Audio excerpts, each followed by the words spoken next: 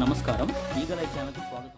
మోడీ ప్రభుత్వం చేస్తున్న steel plant విధ్వంసాన్ని ఆపే దిశగా మహాధర్నా కార్యక్రమాన్ని చేపట్టనున్నట్లు సిపిఎం నగర కార్యదర్శి ఎం జగ్గునాయుడు తెలియజేశారు.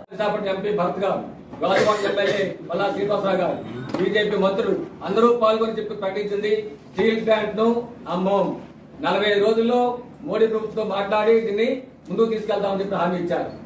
ప్రజలు కార్మికులు స్పష్టంగా భావిస్తున్నారు.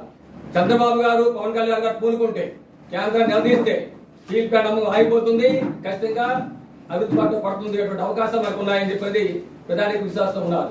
ఆ విశ్వాసాన్ని మీరు వమ్ము చేయకుండా, నమ్మకానికి ద్రోహం చేయకుండా చంద్రబాబు గారు, పవన్ కళ్యాణ్ గారు మోడీ ప్రభుత్వం ఉత్తర్వులు తీసుకొచ్చి స్టీల్ ప్లాంట్ ని ఈ విధ్వంసం ఆపించి శైలిలో విలీనం చేయించి పూర్తిస్థాయి సామర్థ్యం నడిపించే విధంగా చర్యలు చేపట్టాలని చెప్పని సిపిఎం పార్టీ డిమాండ్ చేస్తా ఉంది.